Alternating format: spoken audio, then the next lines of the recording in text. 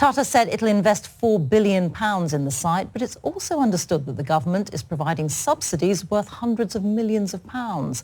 Business correspondent Ben King reports.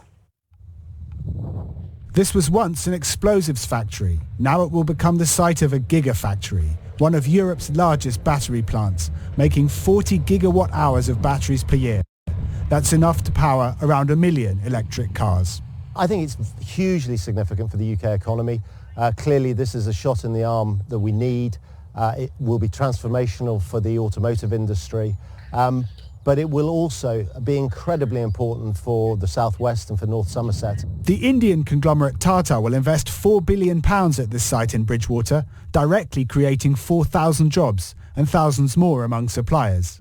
Here at Bridgwater and Taunton College, students are looking forward to those new opportunities. The shift towards electric energy for cars is something new to learn, isn't it? So long as we've got the infrastructure here, there's a job. Oh, I think it'd be great. For people that are doing engineering, or especially automotive like us, the opportunities it will provide it'll be great. The government is putting hundreds of millions of pounds into the project, including subsidised energy from the Hinkley Point power station, which is being built nearby. And that helped Tata to choose Somerset instead of Spain. It has been a long and quite complex negotiation, but in the end, British workers, British research and development, and the pledges we're able to make on bringing us to being very competitive on energy prices, those are the big things which have brought Tata's huge investment here. From 2026, the batteries will go into cars made by the Tata-owned Jaguar Land Rover and other manufacturers too, it is hoped. Opposition parties welcomed the investment, but Labour said its industrial strategy would deliver 8 gigafactories by 2030. The Lib Dems said the government has been lagging in the transition to greener transport. But experts agree this is an important step.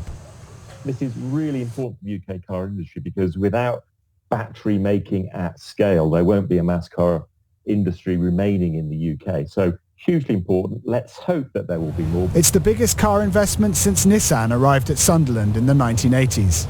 That was a turning point for the UK car industry. The hope is that this will have a similar impact. Ben King, BBC News. Well, our business editor Simon Jack is outside a Jaguar Land Rover plant in Warwickshire for us. And Simon, just talk us through the significance of today's announcement and what it means for the car industry.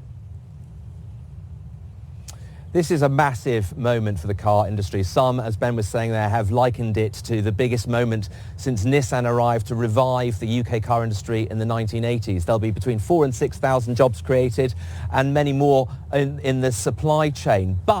And so the mood here is pretty celebratory, I have to say.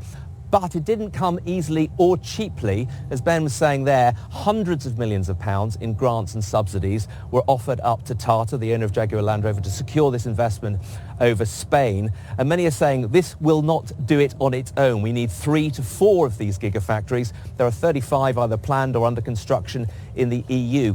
The manufacturing map of the world is being redrawn as we speak.